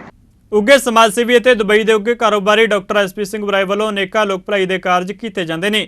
ਇਸੇ ਲੜੀ ਤਹਿਤ ਸਰਬੱਤ ਦਾ ਭਲਾ ਚੈਰੀਟੇਬਲ ਟਰਸਟ ਵੱਲੋਂ ਸ੍ਰੀ ਗੁਰੂ ਤੇਗ ਬਹਾਦਰ ਸਾਹਿਬ ਜੀ ਦੇ 400 ਸਾਲਾ ਆਗਮਨ ਪੁਰਬ ਨੂੰ ਸਮਰਪਿਤ Swami Vivekananda health mission society ਦੇ ਸਹਿਯੋਗ ਨਾਲ ਦਿੱਲੀ ਦੇ ਕਰੋਲ ਬਾਗ ਦੇ Swami Vivekananda health care centre ਵਿੱਚ ਸਨੀ ਉਬਰਾਏ ਕਲੀਨਿਕਲ ਲੈਬ ਅਤੇ ਡਾਇਗਨੋਸਟਿਕ ਸੈਂਟਰ ਖੋਲ੍ਹਿਆ ਗਿਆ, ਜਿਸ ਦਾ ਉਦਘਾਟਨ ਡਾਕਟਰ ਐਸਪੀ ਸਿੰਘ ਬਰਾਏ ਅਤੇ ਸੰਸਦ ਮੈਂਬਰ ਪਦਮ ਸ਼੍ਰੀ ਹੰਸਰਾਜ ਹੰਸ ਵੱਲੋਂ ਕੀਤਾ ਗਿਆ। ਪਦਮ ਸ਼੍ਰੀ ਹੰਸਰਾਜ ਹੰਸ ਨੇ ਸਰਬੱਤ ਦਾ ਭਲਾ ਚੈਰੀਟੇਬਲ ਟਰਸਟ ਵੱਲੋਂ ਲੋਕ ਭਲਾਈ ਦੇ ਇਸ ਕਾਰਜ ਲਈ ਡਾਕਟਰ ਐਸਪੀ ਸਿੰਘ ਬਰਾਏ ਦੀ ਸ਼ਲਾਘਾ ਕੀਤੀ। ਇਸ ਦੇ ਨਾਲ ਹੀ ਡਾਕਟਰ ਐਸਪੀ ਸਿੰਘ ਬਰਾਏ ਨੇ ਟਰਸਟ ਵੱਲੋਂ ਕੀਤੇ ਜਾ ਰਹੇ ਕਾਰਜਾਂ ਦਾ ਜ਼ਿਕਰ ਕੀਤਾ। ਉਹਨਾਂ ਕਿਹਾ ਕਿ ਆਜ਼ਾਦੀ ਦੇ ਅੰਮ੍ਰਿਤ ਮਹੋਤਸਵ ਤਹਿਤ 75ਵੀਂ ਲੈਬੋਰੇਟਰੀ ਕਰੋਲ ਬਾਗ ਵਿੱਚ ਖੋਲ੍ਹੀ ਗਈ ਹੈ, ਜਿਸ ਦਾ ਆਮ ਲੋਕਾਂ ਨੂੰ ਫਾਇਦਾ ਹੋਵੇਗਾ। ਇਸ ਮੌਕੇ ਟਰਸਟ ਦੇ ਕਈ ਅਹਿਮ ਆਗੂ ਮੌਜੂਦ ਰਹੇ। जो मैं महसूस करता सब तो ज़्यादा हेल्थ सेंटर्स विच ही ज़रूरत है, क्योंकि हर शख्स अफोर्ड नहीं करता, हर शख्स अफोर्ड नहीं करता महंगा इलाज। ਉਹਦੇ ਵਿੱਚ ਫਿਰ ਦਾਨੀ ਪੁਰਸ਼ ਜਿਹੜੇ ਸਖੀ ਹੁੰਦੇ ਆ, ਜਿਨ੍ਹਾਂ ਨੂੰ ਰੱਬ ਨੇ ਦਿੱਤਾ ਵੀ ਹੁੰਦਾ ਤੇ ਦਾਨ ਕਰਨ ਦਾ ਵੀ ਤੌਫੀਕ ਬਖਸ਼ੀ ਹੁੰਦੀ ਹੈ, ਉਹਨਾਂ ਵਿੱਚ ਇਹ ਸਰਬੱਤ ਦਾ ਭਲਾ ਟਰਸਟ ਹੈ। ਸਾਡੇ ਪਿਆਰੇ ਭਾਜੀ ਸਰਦਾਰ ਐਸਪੀ ਸਿੰਘ ਜੀ ਉਬਰਾਏ ਸਾਹਿਬ ਇਹ ਹਮੇਸ਼ਾ ਲੋਕਾਈ ਲਈ ਚੰਗੇ ਕੰਮ ਕਰਦੇ ਰਹਿੰਦੇ। ਇਹੀ ਸਾਨੂੰ ਗੁਰੂ ਸਾਹਿਬਾਨ ਦੀ ਤਾਲੀਮ ਸੀ। ਸਰਬੱਤ ਦਾ ਭਲਾ ਕਨਸੈਪਟ ਹੀ ਉਹਨਾਂ ਦਾ ਹੈ, ਇੱਕ ਸੱਚਾ ਸੌਦਾ ਤੇ ਇੱਕ ਸਰਬੱਤ ਦਾ ਭਲਾ ਤੇ ਇੱਕ ਮਾਨਸ ਕੀ ਜ਼ਾਤ ਸਭ ਹੈ ਇੱਕ ਹੈ ਪਹਿਚਾਨ, ਯਾਨੀ ਇਨਸਾਨੀਅਤ ਦਾ ਪੈਗਾਮ ਗੁਰੂ ਨਾਨਕ ਸਾਹਿਬ ਨੇ ਦਿੱਤਾ। ਉਹਦੇ ਅਧੀਨ ਜਿਹੜਾ ਬੰਦਾ ਅਫੋਰਡ ਕਰਦਾ ਹੈ ਉਹ ਉਹਨਾਂ ਲਈ ਦਾਨ ਕਰੇ ਜਿਹੜੇ ਅਫੋਰਡ ਨਹੀਂ ਕਰਦੇ। ਇਸ ਤੋਂ ਵੱਡੀ ਕੋਈ ਭਗਤੀ ਨਹੀਂ। ਤੇ ਅੱਜ ਕਰੋਲ ਬਾਗ ਵਿੱਚ ਇੱਥੇ ਮੈਂ ਹਾਜ਼ਰ ਹੋਇਆ। ਇੱਥੇ ਬੜਾ ਹਾਈਟੈਕ ਮਹਿੰਗੀਆਂ ਮਸ਼ੀਨਾਂ, 75ਵੀਂ ਵਰ੍ਹੇਗੰਢ ਆਜ਼ਾਦੀ ਦੀ ਤੇ 75ਵੀਂ ਇਹ ਲੈਬ ਆ। ਚੰਗੇ ਕੰਮ ਇਹਨਾਂ ਦੇ ਹਿੱਸੇ ਆਏ। ਬਹੁਤ ਬਹੁਤ ਵਧਾਈਆਂ। ਵਾਹਿਗੁਰੂ ਇਸ ਤਰ੍ਹਾਂ ਹੀ ਮਾਲਕ ਸਭਨਾਂ ਨੂੰ ਸਮਰੱਥਾ ਦੇਵੇ। ਸਭ ਤੋਂ ਵੱਡੀ ਗੱਲ ਹੈ ਸਮਰੱਥਾ ਦਾਨ ਕਰਨ ਦੀ ਵੀ ਦੇਵੇ। ਉਹ ਕੰਜੂਸ ਦਾ ਕੀ ਫਾਇਦਾ ਜੇ ਤੂੰ ਇੰਨਾ ਕੁਛ ਹੋਵੇ ਤੇ ਇੱਕ ਪੈਨੀ ਨਾ ਕੱਢੇ ਜੇਬ 'ਚੋਂ, ਉਹਦਾ ਕੋਈ ਫਾਇਦਾ ਨਹੀਂ। ਉਹ ਇੱਥੇ ਰਹਿ ਜਾਣਾ ਕਚਰਾ। ਸੋ ਦਾਨ ਕਰਨਾ ਚਾਹੀਦਾ ਹੈ, ਇਹੋ ਜਿਹੇ ਕੰਮਾਂ ਲਈ ਕਰਨਾ ਚਾਹੀਦਾ। ਸਰਬੱਤ ਦੇ ਭਲਾ ਚੈਰੀਟੇਬਲ ਟਰਸਟ ਵੱਲੋਂ ਇੱਕ ਅਸੀਂ ਨਿਰਣਾ ਕੀਤਾ ਸੀ, ਪਹਿਲਾਂ 50 ਲੈਬੋਰਟਰੀਆਂ ਦਾ, ਫਿਰ 50 ਹੋਰ ਹੋ ਗਈਆਂ ਸੋ 100 ਲੈਬੋਰਟਰੀਆਂ ਜਿਹੜੀਆਂ ਕਿ 31 ਦਸੰਬਰ ਤੱਕ ਸਾਡੀਆਂ ਸਾਰੀਆਂ ਇੰਸਟਾਲ ਹੋ ਜਾਣਗੀਆਂ। ਹੁਣ ਤੱਕ ਅਸੀਂ ਪੰਜਾਬ, ਹਰਿਆਣਾ, ਹਿਮਾਚਲ, ਰਾਜਸਥਾਨ, ਚੰਡੀਗੜ੍ਹ ਸਾਰਾ ਕਵਰ ਕਰ ਚੁੱਕੇ ਹਾਂ। ਸੋ ਦਿੱਲੀ ਸਾਡਾ ਰਹਿੰਦਾ ਸੀ ਤੇ ਦਿੱਲੀ ਅੱਜ ਸਾਡੇ 75ਵੇਂ ਵਰ੍ਹੇਗੰਢ ਦੇ ਉੱਤੇ ਅੱਜ 75 ਨੰਬਰ ਜਿਹੜੀ ਸਾਡੀ ਲੈਬ ਹੈ ਉਹ ਇੱਥੇ ਅੱਜ ਜਿਹੜੀ ਸਵਾਮੀ ਵਿਵੇਕਾਨੰਦ ਜੀ ਜਿਹੜਾ ਸੈਂਟਰ ਹੈ, ਕੇਅਰ ਸੈਂਟਰ ਕਰੋਲ ਬਾਗ ਦੇ ਵਿੱਚ ਅੱਜ ਖੋਲ੍ਹੀ ਗਈ ਹੈ, ਪਬਲਿਕ ਨੂੰ ਸਮਰਪਿਤ ਹੋਈ ਹੈ। ਸਾਡੇ ਬਹੁਤ ਹੀ ਸਤਿਕਾਰਯੋਗ ਪਦਮ ਸ਼੍ਰੀ ਹੰਸਰਾਜ ਜੀ ਹੰਸ ਉਹਨਾਂ ਨੇ ਆ ਕੇ ਇਹਦਾ ਉਦਘਾਟਨ ਕਰਕੇ ਤੇ ਇਹਨੂੰ ਪਬਲਿਕ ਨੂੰ ਸਮਰਪਿਤ ਕੀਤਾ ਜੀ। ਇਹਦੇ ਨਾਲ ਕੀ ਬੈਨੀਫਿਟ ਹੋਣਗੇ, ਕੀ ਫਰਕ ਹੈ ਬਾਹਰ ਦੀਆਂ ਲੈਬਸ ਔਰ ਸਨੀ ਉਬਰਾਏ ਲੈਬ ਵਿੱਚ? ਦੇਖੋ ਇਹ ਲੈਬੋਰਟਰੀਆਂ ਖੋਲ੍ਹੀਆਂ ਤਾਂ ਗਈਆਂ ਸੀ ਕਿਉਂਕਿ ਬਹੁਤ ਲੁੱਟ ਮਚ ਚੁੱਕੀ ਸੀ। ਜਿਹੜਾ ਗਰੀਬ ਆਦਮੀ ਆ ਉਹ ਟੈਸਟ ਕਰਾ ਹੀ ਨਹੀਂ ਸਕਦਾ ਸੀਗਾ। ਇਸ ਚੀਜ਼ ਨੂੰ ਦੇਖਦਿਆਂ ਹੋਇਆਂ ਅਸੀਂ ਬਹੁਤ ਹੀ ਘੱਟ ਰੇਟਾਂ ਦੇ ਉੱਤੇ, ਮੈਂ ਕਹਿ ਸਕਦਾ ਕਿ ਜਿਹੜੇ ਮਾਰਕੀਟ ਵਿੱਚ ਜਿਹੜੇ ਰੇਟ 3,500-4,000 ਹਜ਼ਾਰ ਦੇ ਹੁੰਦੇ ਨੇ ਸਾਡੇ ਕੋਲ 320 ਰੁਪਏ 'ਚ ਹੁੰਦੇ ਆ। ਸੋ ਅਸੀਂ 10, 11 ਜਾਂ 12% ਦੇ ਕੰਮ ਕਰ ਰਹੇ ਹਾਂ, ਨੋ ਪ੍ਰੋਫਿਟ ਨੋ ਲਾਸ ਦੇ ਉੱਤੇ। ਸਿੰਪਲ ਮੈਂ ECG ਦੀ ਗੱਲ ਦੱਸਦਾ ਕਿ ਬਾਜ਼ਾਰ ਦੇ ਵਿੱਚ 200 ਰੁਪਏ ਲਿਆ ਜਾਂਦਾ ਹੈ। ਸਰਕਾਰੀ ਹਸਪੀਟਲ ਵਿੱਚ ਪੰਜਾਬ ਵਿੱਚ ਵੀ ਜਿਹੜੇ ਸਿਵਲ ਹਸਪੀਟਲ ਹੈ ਉੱਥੇ 66 ਰੁਪਏ ਲੈ ਜਾਂਦੇ ਨੇ, ਲੇਕਿਨ ਸਾਡੀ ਕਿਸੇ ਵੀ ਲੈਬੋਰਟਰੀ ਤੁਸੀਂ ਜਾਓਗੇ ਤਾਂ ਉੱਥੇ ਤੁਹਾਨੂੰ 20 ਰੁਪਏ ਦੇ ਵਿੱਚ ਜਿਹੜੀ ਹੈ ਇਹ ਜਿਹੜੀ ECG ਵਗੈਰਾ ਹੋ ਜਾਂਦੀ ਹੈ। ਬਾਕੀ ਸਾਰੇ ਕੁਝ ਟੈਸਟ ਸਾਡੇ ਫ੍ਰੀ ਨੇ, ਕੁਝ 5 ਰੁਪਏ ਦੇ ਨੇ, ਕੁਝ 10 ਰੁਪਏ ਦੇ ਨੇ, ਕੋਈ 20 ਰੁਪਏ ਦੇ ਨੇ। ਸੋ ਇਹ ਸਾਰੇ ਟੈਸਟ ਜਿਹੜੇ ਇਸ ਤਰ੍ਹਾਂ ਜਿਹੜੇ ਕੀਤੇ ਜਾ ਰਹੇ, ਪਬਲਿਕ ਫਾਇਦਾ ਉਠਾ ਰਹੀ ਹੈ। ਹਾਂਜੀ, ਕਿ ਲੈਬ ਤੱਕ ਹੀ ਮਹਿਦੂਦ ਰਹਿੰਦੀ ਹੈ? ਨਹੀਂ, ਲੈਬ ਤੱਕ ਨਹੀਂ ਹੈ। ਦੇਖੋ ਅਸੀਂ ਲੈਬ ਸ਼ੁਰੂ ਕੀਤੀ ਸੀ। ਅੱਜ ਮੈਂ ਬੜਾ ਮਾਣ ਮਹਿਸੂਸ ਕਰਦਾ ਇਸ ਉੱਤੇ ਕਿ ਸਾਡਾ ਤਕਰੀਬਨ 50,000 ਜਿਹੜਾ ਪੇਸ਼ੈਂਟ ਮਹੀਨੇ ਦਾ ਸਾਡੀਆਂ ਲੈਬੋਰਟਰੀਆਂ ਦਾ ਫਾਇਦਾ ਉਠਾ ਰਿਹਾ। ਕਈ ਲੈਬੋਰਟਰੀਆਂ ਇਹੋ ਜਿਹੀਆਂ ਜਿੱਥੇ 150 ਪੌਣੇ 200 ਪੇਸ਼ੈਂਟ ਡੇਲੀ ਦਾ ਆਉਂਦਾ। ਸੋ ਟੋਟਲ 50,000 ਅਸੀਂ ਇੱਕ ਮਹੀਨੇ ਦੇ ਵਿੱਚ ਜਿਹੜਾ ਇਹਨੂੰ ਅਸੀਂ ਕਵਰ ਕਰਦੇ ਹਾਂ। ਇਹ ਇੱਥੇ ਤੱਕ ਬੰਦ ਨਹੀਂ ਹੋਇਆ। ਸਾਡੇ ਜਿੱਦਾਂ ਡਾਇਲਸਿਸ ਸੈਂਟਰ ਚੱਲ ਰਹੇ ਨੇ, ਹੋਰ ਹੈਲਥ 'ਤੇ ਅਸੀਂ ਕਾਫੀ ਕੰਮ ਕਰ ਰਹੇ ਹਾਂ ਹਸਪੀਟਲਾਂ ਦੇ ਵਿੱਚ ਵੀ। ਹੁਣ ਜਿਹੜੇ ਸਾਡੇ ਜਿੱਥੇ ਲੈਬੋਰਟਰੀਆਂ ਖੋਲ੍ਹੀਆਂ ਉੱਥੇ ਅਗਲਾ ਸਾਡਾ ਪ੍ਰੋਜੈਕਟ ਹੈਗਾ ਕਿ ਅਸੀਂ ਉੱਥੇ ਮੈਡੀਕਲ ਸਟੋਰ ਵੀ ਲੈ ਕੇ ਆਵਾਂਗੇ। 31 ਦਸੰਬਰ ਤੱਕ ਸਾਡੀਆਂ ਜਿਹੜੀਆਂ 100 ਲੈਬੋਰਟਰੀਜ਼ ਪੂਰੀਆਂ ਹੋ ਜਾਣੀਆਂ ਨੇ। ਫਿਰ ਅਸੀਂ ਜਿਹੜੇ 100 ਦੇ 100 ਉੱਥੇ ਮੈਡੀਕਲ ਸਟੋਰ ਵੀ ਖੋਲ੍ਹਣਗੇ ਜਿੱਥੇ ਸੇਮ ਉਹੀ 10-12% ਦੇ ਉੱਤੇ ਜਿਹੜਾ ਨੋ ਪ੍ਰੋਫਿਟ ਨੋ ਲਾਸ ਉੱਤੇ ਦਵਾਈਆਂ ਦਿੱਤੀਆਂ ਜਾਣਗੀਆਂ। ਇਸ ਤਰ੍ਹਾਂ ਹੋਰ ਸਾਡੇ ਜਿੱਦਾਂ ਹੁਣ ਜਿੱਥੇ ਅਸੀਂ ਲੈਬੋਰਟਰੀ ਖੋਲ੍ਹਦੇ ਹਾਂ ਉੱਥੇ 3-4 ਅਸੀਂ ਹੋਰ ਐਡ ਕਰਤੇ ਆ। ਜਿਸ ਤਰ੍ਹਾਂ ਕਿ ਕੱਲ੍ਹ ਉੱਥੇ ਪਰਸੋਂ ਖੁੱਲ੍ਹ ਰਹੀ ਹੈ ਚੰਡੀਗੜ੍ਹ ਦੇ ਵਿੱਚ ਲੈਬ ਖੁੱਲ੍ਹੀ ਹੈ। ਲੈਬ ਤੋਂ ਬਾਅਦ ਉੱਥੇ ਫਿਰ ਸਾਡਾ ਇੱਕ ਡਿਜੀਟਲ ਐਕਸਰੇ ਅਸੀਂ ਨਾਲ ਐਡ ਕਰ ਰਹੇ ਹਾਂ, ਡੈਂਟਲ ਕਲੀਨਿਕ ਨਾਲ ਐਡ ਕਰ ਰਹੇ ਹਾਂ, ਫਿਜ਼ੀਓਥੈਰੇਪੀ ਸੈਂਟਰ ਦੇ ਰਹੇ ਹਾਂ। ਕਿਉਂ ਜਿੱਥੇ ਸਾਡੇ ਗੁਰਦੁਆਰਿਆਂ ਦੇ ਵਿੱਚ, ਮੰਦਰਾਂ ਵਿੱਚ ਜਾਂ ਧਰਮਸ਼ਾਲਾ ਸਾਨੂੰ ਜਗ੍ਹਾ ਮਿਲਦੀ ਹੈ, ਸੋ ਉੱਥੇ ਸਾਡੀ ਕੋਸ਼ਿਸ਼ ਹੁੰਦੀ ਹੈ ਕਿ ਜਿਹੜੇ 4-5 ਜਿਹੜੇ ਸਾਡੇ ਕੰਮ ਨੇ ਮੇਨ ਜਿਹੜੇ ਬੇਸਿਕ ਰਿਕੁਆਇਰਮੈਂਟ ਹੈ, ਸੋ ਇਹ ਅਸੀਂ ਦਈਏ। ਇਹ ਸਾਡੇ ਆਲਰੇਡੀ ਸ਼ੁਰੂ ਹੋ ਚੁੱਕੀਆਂ ਨੇ। ਉਬਰਾਏ ਸਾਹਿਬ ਸਰਬੱਤ ਦਾ ਭਲਾ ਟਰਸਟ 11वें साल ਦੇ ਪਹਿਲੇ ਦਿਨ 'ਚ ਅੱਜ ਪ੍ਰਵੇਸ਼ ਕਰ ਗਿਆ। ਹਾਂ ਬਿਲਕੁਲ ਜੀ, ਮੈਨੂੰ ਬੜੀ ਖੁਸ਼ੀ ਹੈ ਕਿ ਸਾਡੇ ਕੱਲ 24 ਅਗਸਤ ਨੂੰ ਸਾਡੇ 10 ਸਾਲ ਜਿਹੜੇ ਅਸੀਂ ਕੰਪਲੀਟ ਕੀਤੇ ਨੇ, ਜਿਹੜੇ ਆਫੀਸ਼ੀਅਲ ਕੀਤੇ ਆ। ਵੈਸੇ 2 ਸਾਲ ਪਹਿਲਾਂ 12 ਸਾਲ ਹੋ ਗਏ ਨੇ, ਲੇਕਿਨ 10 ਸਾਲ ਅਸੀਂ ਆਫੀਸ਼ੀਅਲੀ ਕੱਲ ਪੂਰੇ ਕੀਤੇ ਆ। ਔਰ 10 ਸਾਲ ਦੇ ਵਿੱਚ ਅਸੀਂ ਜੋ ਸੋਚਿਆ ਸੀ ਅਸੀਂ ਸਾਰੇ ਕੰਮ ਤਕਰੀਬਨ ਉਹ ਕੀਤੇ ਨੇ। ਇਹਦੇ ਲਈ ਮੈਂ ਜਿਹੜੀ ਸਰਬਤ ਦੇ ਭਲੇ ਦੀ ਸਾਡੀ ਟੀਮ ਹੈ, ਸਾਡੇ ਜਿਹੜੇ ਮੈਂਬਰਸ ਨੇ ਡਿਸਟ੍ਰਿਕਟ ਵਾਈਜ਼ ਕੋਈ 14-1500 ਸਾਡਾ ਮੈਂਬਰ ਹੈਗਾ, ਉਹਨਾਂ ਸਾਰਿਆਂ ਦਾ ਮੈਂ ਧੰਨਵਾਦ ਕਰਦਾ, ਉਹਨਾਂ ਨੂੰ ਮੁਬਾਰਕਬਾਦ ਵੀ ਦਿੰਦਾ ਕਿ ਸਾਰੇ ਬੰਦੇ ਬਗੈਰ ਕਿਸੇ ਇੰਟਰਸਟ ਦੇ, ਬਗੈਰ ਕਿਸੇ ਸੈਲਰੀ ਦੇ ਮੋਢੇ ਨਾਲ ਮੋਢਾ ਜੋੜ ਕੇ ਉਹ ਕੰਮ ਕਰ ਰਹੇ, ਦਿਨ ਰਾਤ ਕੰਮ ਕਰ ਰਹੇ ਨੇ। ਔਰ ਇੱਥੋਂ ਤੱਕ ਕਿ ਕੋਵਿਡ ਦੇ ਵਿੱਚ ਸਭ ਲੋਕੀ ਘਰਾਂ 'ਚ ਬੈਠੇ ਸੀ, ਸਾਡੇ ਸਾਰੇ ਮੈਂਬਰ ਘਰਾਂ ਦੇ ਵਿੱਚ ਰਾਸ਼ਨ ਦੀਆਂ ਕਿੱਟਾਂ ਵੰਡ ਰਹੇ ਸੀ। ਉਹ ਤਕਰੀਬਨ ਜਿੰਨੇ ਮੈਂਬਰ ਸੀ ਸਾਰਿਆਂ ਨੂੰ ਇੱਕ ਵਾਰੀ 2 ਵਾਰੀ ਉਹਨਾਂ ਨੂੰ ਕਰੋਨਾ ਹੋਇਆ। ਮੈਂ ਵੀ ਕਰੋਨਾ ਦਾ ਸ਼ਿਕਾਰ ਹੋਇਆ, ਸਾਡੇ ਸਾਰੇ ਮੈਂਬਰ ਹੋਏ, ਲੇਕਿਨ ਕਿਸੇ ਨੇ ਪਰਵਾਹ ਨਹੀਂ ਮੰਨੀ। ਜਿੱਥੇ ਡਾਕਟਰ ਸਾਰੇ ਘਰ ਨਹੀਂ ਬੈਠੇ ਸੇਵਾ 'ਚ ਲੱਗੇ ਸੀ, ਸਾਡੀ ਟੀਮ ਦੇ ਸਾਰੇ ਮੈਂਬਰ ਲੱਗੇ ਰਹੇ। ਸੋ ਸਾਡੀ ਬੜੀਆਂ ਅਚੀਵਮੈਂਟਾਂ ਨੇ 10 ਸਾਲ ਦੇ ਵਿੱਚ, ਤੇ ਮੈਂ ਇੱਕ ਵਾਰੀ ਫਿਰ ਆਪਣੇ ਸਾਰੇ ਮੈਂਬਰ ਸਾਹਿਬਾਨ ਨੂੰ ਜਿਹੜਾ ਉਹ ਮੁਬਾਰਕਬਾਦ ਦਿੰਦਾ। ਡਾਕਟਰ ਸਾਹਿਬ ਤੁਸੀਂ ਕੱਲ ਜ਼ਿਕਰ ਕਰ ਰਹੇ ਸੀ ਕਿ ਤੁਸੀਂ ਸੁਜੈਸ਼ਨ ਵੀ ਮੰਗੀ ਹੈ ਲੋਕਾਂ ਦੀਆਂ ਕਿ ਫਰਦਰ ਅਸੀਂ ਕੀ ਕੁਝ ਕਰ ਸਕਦੇ ਹਾਂ। ਉਹ ਕੀ ਸਾਡੇ ਰੋਬਿਨ ਜੀ ਕਈ ਸਾਡੇ ਪ੍ਰੋਜੈਕਟ ਨਵੇਂ ਆ ਰਹੇ ਨੇ, ਕਈ ਚੱਲ ਚੁੱਕੇ ਨੇ ਆਲਰੇਡੀ, ਹੋਰ ਵੀ ਕਾਫੀ ਸਕੂਲਸ ਬੜੇ ਆ ਰਹੇ ਨੇ, ਕੈਂਸਰ ਕੇਅਰ ਹੋਮ ਸਾਡੇ ਕਾਫੀ ਆ ਰਹੇ ਨੇ। ਸੋ ਇਹਨਾਂ ਇੱਕ ਯੂਨੀਵਰਸਿਟੀ ਸਾਡੀ ਜਿਹੜੀ ਸਪੈਸ਼ਲ ਬੱਚਿਆਂ ਦੀ ਹੈ, ਜਿਹੜੀ ਕਿ ਇੰਡੀਆ ਨਹੀਂ ਬਲਕਿ ਵਰਲਡ ਦੀ ਪਹਿਲੀ ਯੂਨੀਵਰਸਿਟੀ ਹੋਏਗੀ ਜਿਹੜੀ ਪੰਜਾਬ 'ਚ ਆ ਰਹੀ ਹੈ। ਸੋ ਉੱਥੇ ਅਸੀਂ ਕੰਮ ਕਰ ਰਹੇ ਹਾਂ। ਹਾਂ ਇੱਕ ਜ਼ਰੂਰ ਹੈ, ਕੱਲ ਮੇਰੀ ਲਾਈਵ ਇੰਟਰਵਿਊ ਚੱਲ ਰਹੀ ਸੀ ਕੈਨੇਡਾ। ਸੋ ਉੱਥੇ ਮੈਂ ਜਿੰਨੇ ਸਾਡੇ NRIs ਭਰਾ ਆ ਉਹ ਦੇਖਣ 'ਚ ਆਇਆ ਕਿ ਉਹਨਾਂ ਦੀਆਂ ਪ੍ਰੋਬਲਮ ਹੈਗੀਆਂ, ਉਹਨਾਂ ਦੇ ਪੇਰੈਂਟਸ ਦੀਆਂ ਪ੍ਰੋਬਲਮ ਹੈਗੀਆਂ ਨੇ। ਉਸ ਤੋਂ ਇਲਾਵਾ ਜਿਹੜੇ ਉਹਨਾਂ ਦੀ ਪ੍ਰਾਪਰਟੀਜ਼ ਨੂੰ ਲੈ ਕੇ ਕਾਫੀ ਪ੍ਰੋਬਲਮਸ ਹੈਗੀਆਂ ਨੇ। ਅਤੇ ਮੈਂ ਉਹਨਾਂ ਦੀ ਸੁਜੈਸ਼ਨ ਮੰਗੀ ਕਿ ਤੁਸੀਂ ਸਾਨੂੰ ਆਪਣੀਆਂ ਸੁਜੈਸ਼ਨ ਦਿਓ ਵੀ ਸਰਬਤ ਦਾ ਭਲਾ ਤੁਹਾਡੀ ਕਿਸ ਤਰ੍ਹਾਂ ਹੈਲਪ ਕਰ ਸਕਦਾ ਹੈ। ਸੋ ਜਿੱਦਾਂ ਹੀ ਸਾਨੂੰ ਹੁਣ ਉਹਨਾਂ ਦੇ ਕਮੈਂਟਸ ਆਉਣਗੇ ਸਾਰੇ, ਤੇ ਉਹਨੂੰ ਦੇਖ ਕੇ ਅਸੀਂ ਤੇ ਉਹ ਜਿਹੜਾ ਪ੍ਰੋਜੈਕਟ ਉਹ ਵੀ ਅਸੀਂ ਕਰਨਾ ਚਾਹਾਂਗੇ, ਤਾਂ ਜੋ ਮੈਂ ਵੀ ਖੁਦ NRI ਹਾਂ। ਸੋ ਮੈਂ ਨਹੀਂ ਚਾਹੁੰਦਾ ਕਿ ਜਿਹੜੇ ਸਾਡੇ NRI ਜਿਹੜੇ 15-20 ਦਿਨ ਦਾ ਮਹੀਨਾ ਛੁੱਟੀ ਜਾਂਦੇ ਆ ਤੇ ਉਹ ਸਿਰਫ ਪਰੇਸ਼ਾਨੀਆਂ ਵਿੱਚ ਤੁਰੇ ਫਿਰਦੇ ਨੇ। ਸੋ ਉਹ ਪ੍ਰੋਬਲਮ ਜਿਹੜੀ ਅਸੀਂ ਉਹ ਵੀ ਸੋਲਵ ਕਰਨ ਲਈ ਜਾ ਰਹੇ ਹਾਂ। Swami Vivekananda health mission society Uttarakhand और उत्तर प्रदेश में 11 हॉस्पिटल ऐसे रन करते हैं। देश के प्रसिद्ध तीर्थ स्थानों में बद्रीनाथ, जहाँ से रास्ता हेमकुंड साहब को भी जाता है, वहाँ भी एक लैब लगाई हुई है। बद्रीनाथ, केदारनाथ, गोमुख, यमुनोत्री, हरिद्वार, देहरादून ऐसे स्थानों पर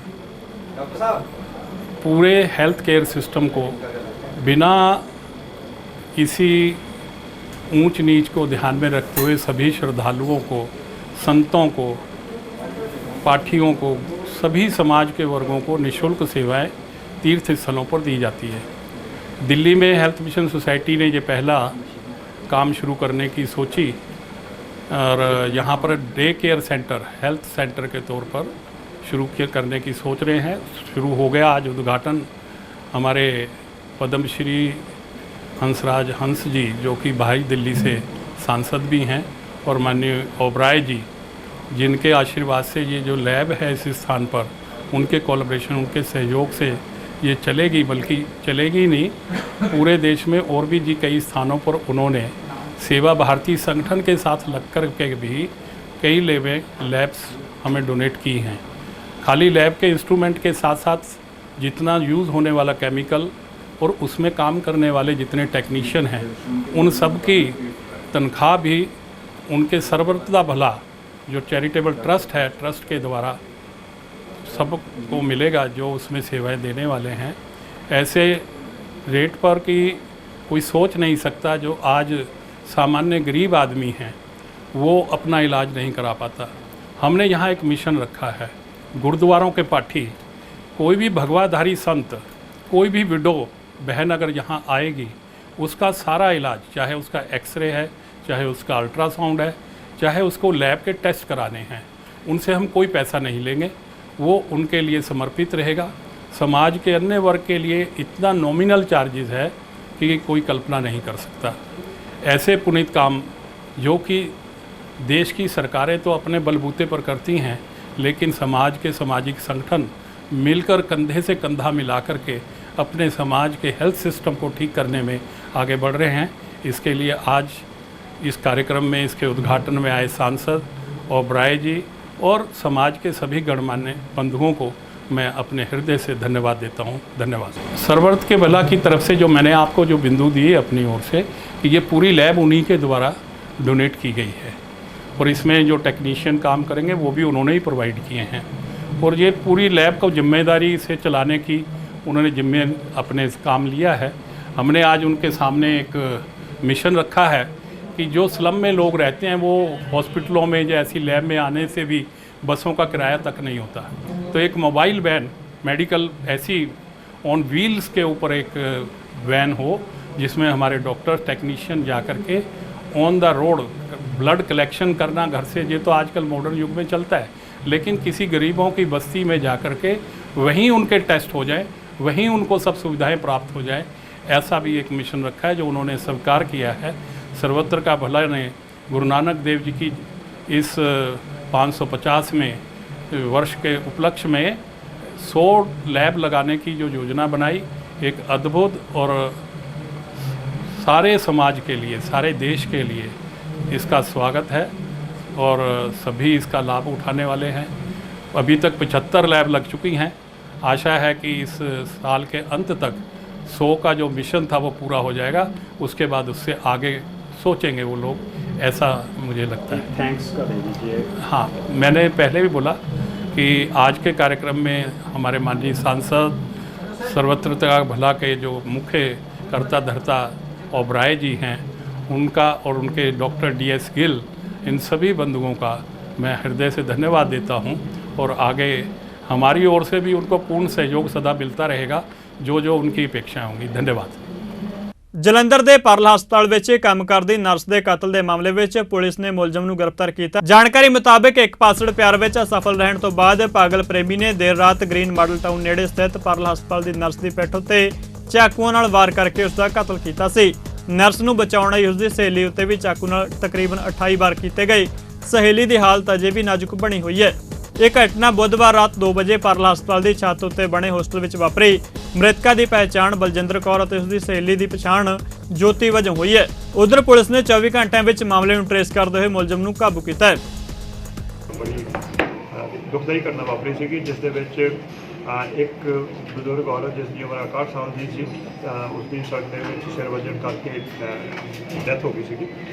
ਇਹ ਵਾਕਿਆ ਇਸ ਤਰ੍ਹਾਂ ਹੋਇਆ ਸੀਗਾ ਕਿ ਪਿੱਛੋਂ ਕੁਛ ਚਪਟਮਾਰਾਂ ਨੇ ਲੇਡੀ ਦੀ ਵਾਲੀਆਂ ਖੋਣ ਵਾਸਤੇ ਉਹਨੂੰ ਖਿੱਚਿਆ, ਜਿਸ ਕਰਕੇ ਮੋਟਰਸਾਈਕਲ ਤੋਂ ਡਿੱਗ ਗਈ ਔਰ ਡਿੱਗ ਜਾਣ ਕਰਕੇ ਸਿਰ ਦੀ ਸੱਟ ਦੀ ਤਾਬ ਨਾਲ ਲੱਗਦੀ ਹੋਈ ਦਮ ਤੋੜ ਗਈ।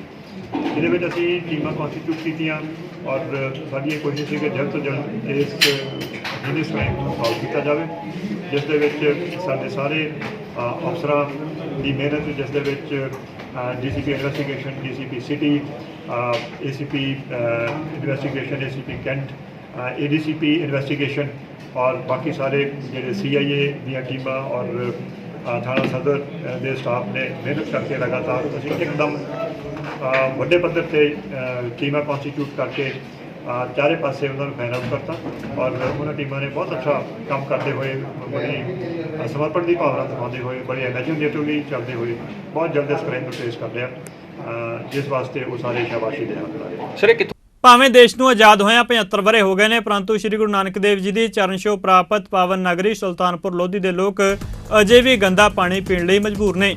ਸ਼ਹਿਰ ਦੇ ਦਰਜਨ ਤੋਂ ਵੱਧ ਮੁਹੱਲਿਆਂ ਵਿੱਚ ਟੂਟੀਆਂ ਵਿੱਚ ਸੀਵਰੇਜਾਤ ਦਾ ਗੰਦਾ ਪਾਣੀ ਮਿਕਸ ਹੋ ਕੇ ਆਉਂਦਾ ਹੈ, ਜਿਸ ਬਾਰੇ ਨਗਰ ਕੌਂਸਲ ਦੇ ਧਿਆਨ ਵਿੱਚ ਵੱਖ-ਵੱਖ ਮੁਹੱਲਾ ਨਿਵਾਸੀਆਂ ਵੱਲੋਂ ਕਈ ਵਾਰ ਮਾਮਲਾ ਲਿਆਂਦਾ ਗਿਆ, ਪਰੰਤੂ ਇਸ ਦਾ ਕੋਈ ਢੁਕਵਾਂ ਹੱਲ ਨਹੀਂ ਕੱਢਿਆ ਜਾ ਸਕਿਆ। ਦੂਜੇ ਪਾਸੇ ਨਗਰ ਕੌਂਸਲ ਸੁਲਤਾਨਪੁਰ ਲੋਧੀ ਦੇ ਪ੍ਰਧਾਨ ਨੇ ਦੱਸਿਆ ਕਿ ਇਹ ਮਾਮਲਾ ਉਹਨਾਂ ਦੇ ਧਿਆਨ ਵਿੱਚ ਆ ਚੁੱਕਿਆ ਤੇ ਸੀਵਰੇਜ ਤੇ ਵਾਟਰ ਸਪਲਾਈ ਮਹਿਕਮੇ ਨੂੰ ਇਸ ਸਮੱਸਿਆ ਬਾਰੇ ਲਿਖ ਕੇ ਭੇਜਿਆ ਜਾ ਚੁੱਕਿਆ ਅਤੇ ਜਲਦ ਹੀ ਇਸ ਦਾ ਹੱਲ ਕੱਢ ਲਿਆ ਜਾਵੇਗਾ। ਮਕਸਦ ਹੈ ਜੀ, ਗੰਦਾ ਪਾਣੀ ਆ ਰਿਹਾ ਪਿਛਲੇ ਲੰਬੇ ਸਮੇਂ ਤੋਂ ਸਾਡੇ ਦਰਜੀਆਂ ਮਹੱਲੇ ਵਿੱਚ। ਕਾਫੀ ਵਾਰ ਕੰਪਲੇਂਟਾਂ ਵੀ ਅਸੀਂ ਕੀਤੀਆਂ, ਕਮੇਟੀ ਦਫ਼ਤਰ ਵੀ ਗਏ ਆ, ਕੌਂਸਲਰ ਸਾਹਿਬ ਨੂੰ ਵੀ ਮਿਲੇ ਆ, MLA ਸਾਹਿਬ ਨੂੰ ਵੀ ਮਿਲੇ ਆ। ਸਾਨੂੰ ਉਹਨਾਂ ਨੇ ਆਸ਼ਵਾਸਨ ਦਿੱਤਾ ਕਿ ਤੁਹਾਡਾ ਮਸਲਾ ਜਿਹੜਾ ਹੱਲ ਹੋ ਜੂ। ਕਿੰਨੇ ਦੇਰ ਤੋਂ ਆ ਰਿਹਾ ਹੈ ਗੰਦਾ ਪਾਣੀ ਤੁਹਾਡੇ ਮਹੱਲੇ? ਲਗਭਗ 5-6 ਸਾਲ ਤੋਂ ਆ ਰਿਹਾ ਜੀ। ਵਿੱਚ ਸਾਫ਼ ਵੀ ਹੋ ਗਿਆ ਸੀਗਾ, ਪਰ ਹੁਣ ਫੇਰ ਕੋਈ 15-20 ਦਿਨ ਮਹੀਨਾ ਹੀ ਹੋ ਗਿਆ ਜਿਹੜਾ ਇਦਾਂ ਦਾ ਪਾਣੀ ਆ ਰਿਹਾ ਜੀ, ਬਹੁਤ ਜ਼ਿਆਦਾ ਗੰਦਾ। ਮੇਰਾ ਹੀ ਗਟਰ ਵਾਲਾ ਪਾਣੀ ਮਿਕਸ ਹੋ ਕੇ ਆ ਰਿਹਾ ਤੇ ਅਸੀਂ ਫਿਰ ਮੰਗ ਕਰਦੇ ਹਾਂ ਵੀ ਸਾਡਾ ਜਿਹੜਾ ਮਸਲਾ ਹੱਲ ਕੀਤਾ ਜਾਵੇ, ਸਾਨੂੰ ਸਾਫ਼ ਪਾਣੀ ਮੁਹੱਈਆ ਕਰਾਇਆ ਜਾਵੇ। ਬੜੇ ਤੰਗ ਅਸੀਂ ਆਂਢ ਗੁਆਂਢ ਪਾਣੀ ਭਰਦੇ ਹਾਂ, ਸਾਰੇ ਦੇਖ ਲਓ, ਸਾਰਿਆਂ ਕੋਲ ਬੋਤਲਾਂ ਫੜੀਆਂ, ਸਾਰੇ ਘਰਾਂ ਦੇ ਵਿੱਚ ਇਹ ਹਾਲ ਹੈਗਾ ਲਗਭਗ, ਕਿਸੇ ਦੇ ਵੀ ਸਾਫ਼ ਪਾਣੀ ਨਹੀਂ ਆ ਰਿਹਾ। ਤੇ ਅਸੀਂ ਇਹੀ ਬੇਨਤੀ ਕਰਦੇ ਹਾਂ ਪ੍ਰਸ਼ਾਸਨ ਅੱਗੇ, MLA ਸਾਹਿਬ ਅੱਗੇ, ਸਾਡਾ ਜਿਹੜਾ ਪਾਣੀ। ਕਿੰਨੇ ਘਰ ਵਾ ਮਹੱਲੇ ਵਿੱਚ ਜਿਨ੍ਹਾਂ ਨੂੰ ਇਹ ਮੁਸ਼ਕਲ? 10 ਤੋਂ 12-15 ਘਰ ਹੋਣੇ ਆ ਜੀ ਘੱਟੋ ਘੱਟ ਜਿਨ੍ਹਾਂ ਨੂੰ ਇਹ ਦਿੱਕਤ ਹੈਗੀ। ਬਾਕੀ ਉਹਨਾਂ ਨੇ ਸਮਰਸੀਬਲ ਬੋਰ ਹੈਗੇ ਜਿਨ੍ਹਾਂ ਦੇ, ਉਹਨਾਂ ਦੇ ਤਾਂ ਚਲੋ ਕੋਈ ਦਿੱਕਤ ਨਹੀਂ ਆ, ਉਹਨਾਂ ਦੇ ਭਰ ਕੇ ਸਾਰ ਲਈਦਾ। ਪਰ ਹੁਣ ਕਾਫੀ ਦਿਨਾਂ ਤੋਂ, ਪਿਛਲੇ ਲੰਬੇ ਸਮੇਂ ਤੋਂ ਹੀ ਪਾਣੀ ਗੰਦਾ ਜਿਹੜਾ ਆਪ ਕਿੱਦਾਂ ਦਾ ਪਾਣੀ ਅਸੀਂ ਪੀ ਰਹੇ ਹਾਂ ਜੀ।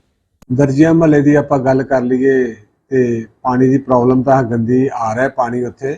ਇਹ ਪ੍ਰੋਬਲਮ ਤਾਂ ਹੈ ਵਾ, ਜਿਹੜੀ ਆਪਾਂ ਗੱਲ ਕਰਦੇ ਆ ਵਿਰੋਧ ਦੀ, ਜਿਸ ਘਰ ਦੇ ਵਿੱਚ ਗੰਦਾ ਪਾਣੀ ਆਊਗਾ ਉਹਨੇ ਇਹ ਗੱਲ ਤਾਂ ਕਹਿਣੀ ਆ ਔਰ ਉਹ ਕਹੂਗਾ ਜ਼ਰੂਰ ਵੀ ਪਾਣੀ ਦੇਖੋ ਸਾਫ਼ ਸਾਰਿਆਂ ਨੂੰ ਮਿਲਣਾ ਚਾਹੀਦਾ। ਔਰ ਰਾਣਾ ਇੰਦਰ ਪ੍ਰਤਾਪ ਜੀ ਸਾਡੇ MLA ਸਾਹਿਬ ਵੱਲੋਂ ਬਹੁਤ ਹੀ ਸ਼ਲਾਘਾਯੋਗ ਕਦਮ ਉਠਾਏ ਜਾ ਰਹੇ ਆ, ਜਿਹੜੇ ਕਿ ਅਸੀਂ 5 ਕਿਲੋਮੀਟਰ ਦੀ ਜਿਹੜੀ ਪਾਈਪਲਾਈਨ ਆ ਉਹਦੇ ਟੈਂਡਰ ਲੱਗ ਚੁੱਕੇ ਆ ਸ਼ਹਿਰ ਵਾਸਤੇ, ਔਰ ਸੀਵਰੇਜ ਦੇ ਡਰੇਨ ਸਿਸਟਮ ਵਾਸਤੇ ਵੀ ਟੈਂਡਰ ਲੱਗ ਚੁੱਕੇ ਆ, ਜਿਹੜੇ ਕਿ ਅਖਬਾਰ ਦੇ ਵਿੱਚ ਜਨਤਕ ਹੋ ਗਏ ਆ 4-5 ਅਖਬਾਰਾਂ ਦੇ ਵਿੱਚ। ਉਹਦਾ ਟਾਈਮ ਪੀਰੀਅਡ ਹੁੰਦਾ ਕੋਈ 21 ਦਿਨ ਦਾ, ਉਸ ਤੋਂ ਬਾਅਦ ਕਿੰਨੇ ਉਹਦੇ ਬੰਦੇ ਆਉਂਦੇ ਆ, ਕੰਟਰੈਕਟਰ ਕਿੰਨੇ ਆਉਂਦੇ ਆ।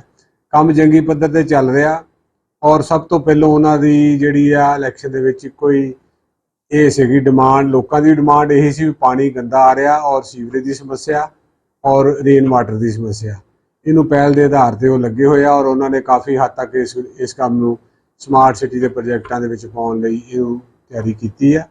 ਔਰ ਸਾਰੀ ਕਮੇਟੀ ਇਸ ਗੱਲ ਨੂੰ ਅਸੀਂ ਮਹਿਸੂਸ ਕਰਦੇ ਹਾਂ ਵੀ ਜਿੱਥੇ ਪਾਣੀ ਆਉਂਦਾ, ਪਾਣੀ 71 ਦੀਆਂ ਜਿਹੜੀਆਂ ਪਾਈਪਲਾਈਨ ਪਈਆਂ ਹੋਈਆਂ ਵਾ ਜਿਹਦੀ ਕਿ ਬੁਨਿਆਦ ਪੂਰੀ ਹੋ ਚੁੱਕੀ ਆ।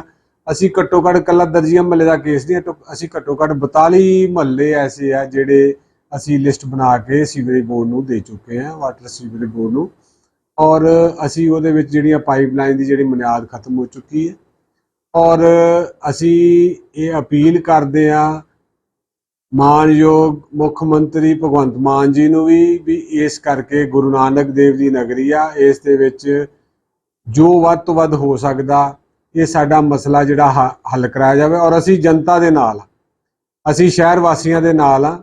ਜਿੱਥੇ ਦੇਖੋ ਸਮੱਸਿਆ ਆਉਂਦੀ ਪਾਣੀ ਦੀ, ਉੱਥੇ ਕੋਈ ਬੰਦਾ ਚਾਹੇ ਮੇਰਾ ਘਰ ਹੋਵੇ ਚਾਹੇ ਕਿਸੇ ਦਾ ਘਰ ਹੋਵੇ, ਪਾਣੀ ਜਿਹੜਾ ਉਹ ਗੰਦਾ ਜਿਹੜਾ ਆਉਣਾ ਜਾਂ ਉਹਦੀ ਪਾਈਪਲਾਈਨ ਖਰਾਬ ਹੋ ਜਾਣੀ ਜਾਂ ਉਹਨੂੰ ਟਾਈਮ ਨਾਲ ਰਿਪਲੇਸ ਕਰਨਾ, ਉਹ ਸਾਡਾ ਇੱਕ ਫਰਜ਼ ਬਣਦਾ। ਔਰ ਅਸੀਂ ਇਹ ਸਾਰਿਆਂ ਨੂੰ ਮੰਗ ਕਰਦੇ ਹਾਂ ਤੁਹਾਡੇ ਮਾਧਿਅਮ ਰਾਹੀਂ ਵੀ ਇਸ ਕੰਮ ਨੂੰ ਨੇਪਰੇ ਚਾੜਨ ਲਈ ਸਾਡਾ ਸਹਿਯੋਗ ਦੇਣ। ਔਰ ਪੰਜਾਬ ਸਰਕਾਰ ਨੂੰ ਅਪੀਲ ਕਰਦੇ ਹਾਂ ਵੀ ਉਹ ਵੀ ਇਨੀਸ਼ੀਏਟਿਵ ਕਰਕੇ ਇਸ ਪ੍ਰੋਜੈਕਟ ਨੂੰ ਜਿਹੜਾ ਉਹ ਜਲਦੀ ਤੋਂ ਜਲਦੀ ਸਿਰੇ ਲਾਇਆ ਜਾਵੇ। ਸਬ ਇੰਸਪੈਕਟਰ ਦਿਲਬਾਗ ਸਿੰਘ ਨੂੰ ਬੰਬ ਨਾਲ ਉਡਾਉਣ ਦੀ ਸਾਜ਼ਿਸ਼ ਰਚਣ ਦੇ ਮਾਮਲੇ ਵਿੱਚ ਪੁਲਿਸ ਨੇ 5 ਮੁਲਜ਼ਮਾਂ ਨੂੰ ਅੰਮ੍ਰਿਤਸਰ ਦੀ ਅਦਾਲਤ ਵਿੱਚ ਪੇਸ਼ ਕੀਤਾ, ਜਿੱਥੇ ਅਦਾਲਤ ਨੇ 2 ਮੁੱਖ ਮੁਲਜ਼ਮਾਂ ਹਰਪਾਲ ਸਿੰਘ ਤੇ ਫਤਿਹਵੀਰ ਸਿੰਘ ਨੂੰ 3 ਦਿਨ ਦੇ ਪੁਲਿਸ ਰਿਮਾਂਡ ਉੱਤੇ ਭੇਜ ਦਿੱਤਾ ਹੈ, ਜਦਕਿ ਬਾਕੀ ਦੇ 3 ਮੁਲਜ਼ਮਾਂ ਰਜਿੰਦਰ, ਗੋਪੀ ਅਤੇ ਵਰਿੰਦਰ ਨੂੰ ਨਿਆਇਕ ਹਿਰਾਸਤ ਵਿੱਚ ਭੇਜਿਆ ਗਿਆ। ਗੈਂਗਸਟਰ ਬੌਬੀ ਮਲਹੋਤਰਾ ਦੀ ਬਠਿੰਡਾ ਜੇਲ੍ਹ ਵਿੱਚ ਕੁੱਟਮਾਰ ਕੀਤੀ ਗਈ, ਜਿਸ ਤੋਂ ਬਾਅਦ ਉਸ ਨੂੰ ਅੰਮ੍ਰਿਤਸਰ ਕੋਰਟ ਵਿੱਚ ਪੇਸ਼ ਕੀਤਾ ਗਿਆ, ਜਿੱਥੇ ਉਸ ਦੀ ਪਤਨੀ ਨੇ ਜੇਲ੍ਹ ਪ੍ਰਸ਼ਾਸਨ ਉੱਤੇ ਕਈ ਸਵਾਲ ਚੁੱਕੇ। ਉਹਨਾਂ ਮੰਗ ਕੀਤੀ ਕਿ ਗੈਂਗਸਟਰ ਨੂੰ ਕਿਸੇ ਹੋਰ ਜੇਲ੍ਹ ਵਿੱਚ ਤਬਦੀਲ ਕੀਤਾ ਜਾਵੇ।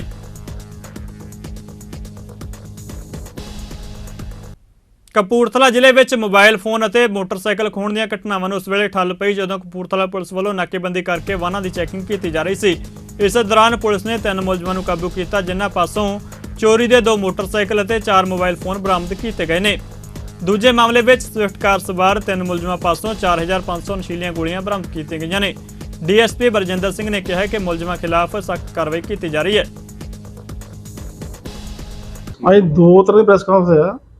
ਇੱਕ ਪਹਿਲੀ ਹੈਗੀ ਆ ਜਿਹੜੇ 3 ਬੰਦੇ ਫੜੇ ਆ ਸਵਿਫਟ ਕਾਰ ਦੇ ਉੱਤੇ, ਉਹਨਾਂ ਕੋਲ 4500 ਨਸ਼ੀਲੀਆਂ ਗੋਲੀਆਂ ਮਿਲੀਆਂ ਗਈਆਂ ਟਰਾਮਾਡੋਲ ਦੀਆਂ।